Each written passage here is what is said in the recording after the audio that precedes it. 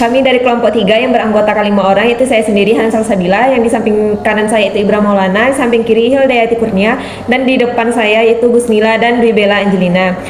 Kelompok kami akan membahas mengenai indera penciuman. Selamat menyaksikan. Untuk pembahasan awal kita akan membahas mengenai yaitu organ utamanya, yang mana organ utama dari indera penciuman adalah hidung, khususnya rongga hidung bagian atas atau disebut dengan epitel olfaktori. Nah, yang keduanya itu ada reseptor, di mana sel reseptor olfaktori atau olfaktori reseptor sel, dan termasuk semoreseptor atau reseptor kimia. Dan yang terakhir yaitu ada stimulus, yang mana molekul kimia berupa zat bau atau odoran yang masuk bersama udara.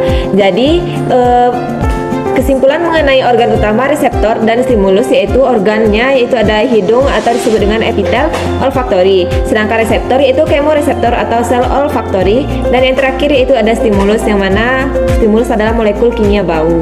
Jadi penjelasan selanjutnya akan dijelaskan oleh teman saya. Baiklah, di sini saya akan menjelaskan cara mekanisme kerja indera penciuman secara detail, yaitu mekanisme detail sampai ke perubahan kimia yang terjadi. Di mana pada indera penciuman terdapat beberapa tahap. Yang pertama yaitu tahap 1, di mana masuknya molekul udara, di mana udara membawa molekul udara bau masuk ke rongga hidung dan mereka larut dalam mukus. Yang selanjutnya pada tahap 2 yaitu ikatan dengan reseptor, di mana molekul bau menempel pada silia sel reseptor olfaktori. Pada tahap 3 yaitu transduksi kimia menjadi listrik atau inti penting, di mana pada tahap pertama yaitu molekul bau mengikat protein reseptor dan mengaktifkan protein G dan mengaktifkan enzim adenilat siklase dan mengubah ATP menjadi Shapely AMP, di mana Shapely AMP membuka kanal ion Na+ dan Ca2+, di mana ion masuk dan berubah menjadi depolarisasi membran. Ini mengubah sinyal kimia menjadi impuls listrik. Baiklah, selanjutnya yaitu tahap 4 yaitu pembentukan impuls saraf, di mana setelah terjadi depolarisasi akibat masuknya ion Na+ dan Ca2+ akan menghasilkan potensial aksi atau impuls saraf. Nah, impuls saraf ini akan menjalar melalui akson sel olfaktori yang membentuk saraf olfaktorius atau saraf kranial 1, lalu menuju otak melalui lamina crepirosa. Tahap kelima yaitu pemprosesan di otak, di mana impuls pertama diproses di bulbus olfaktorius atau pengolahan awal, lalu diteruskan ke korteks olfaktori untuk dikenali sebagai bau tertentu. Nah, sistem ini unik karena tidak melalui talamus sehingga responnya lebih cepat. Tahap keenam atau tahap terakhir yaitu emosi dan memori, di mana selain menuju ke korteks olfaktori, sinyal ini juga menuju ke sistem limbik. Sistem limbik ini ada dua, yaitu hipokampus dan amigdala. Nah, sehingga bau itu dapat memicu ingatan dan emosi secara langsung. Nah, inilah yang disebut dengan olfactory memory.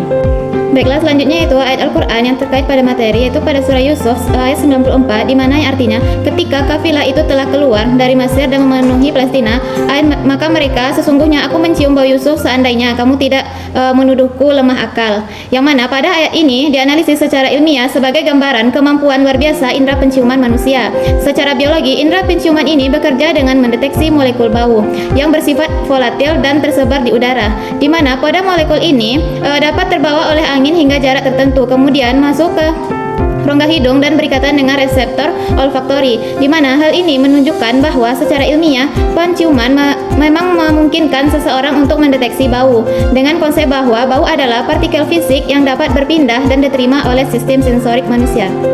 Baiklah, selanjutnya yaitu korelasi ayat dengan metode ilmiah, di mana korelasi dengan mekanisme ilmiah pada deteksi molekul bau. Secara ilmiah, bau adalah molekul kimia di udara yang hal ini sesuai dengan konsep bau Yusuf, di mana molekul spesifik yang dikenali pada reseptor.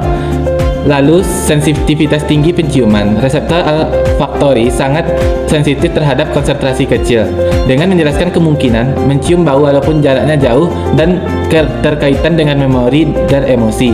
Nah, bau yang terhubung langsung ke sistem limbik. Hal ini juga menjelaskan bahwasanya Nabi Yakub langsung mengenali bau Yusuf yang ada pada hubungan kuat dengan memori dan perasaan. Terakhir yaitu persepsi subjektif, di mana tidak semua orang merasakan hal yang sama pada persepsi inderanya, bisa berbeda antara individu. Nah, secara ilmiah itu hal tersebut dipengaruhi oleh jumlah reseptor yang berpengalaman, di mana ayat tersebut selaras dengan ilmu fisiologi karena yang pertama, bau tersebut memang berupa molekul yang berasal dari zat kimia. Yang kedua yaitu reseptor hidung yang mampu mendeteksi bau-bau tersebut secara spesifik. Dan juga selanjutnya yaitu otak yang menghubungkan bau dengan memori, di mana hal tersebut dihubungkan melalui sistem saraf. Yang terakhir yaitu persepsi bau bersifat subjektif. Sekian pemaparan materi dari kelompok 3. Jika ada salah kata ataupun pemahaman mohon dimaafkan.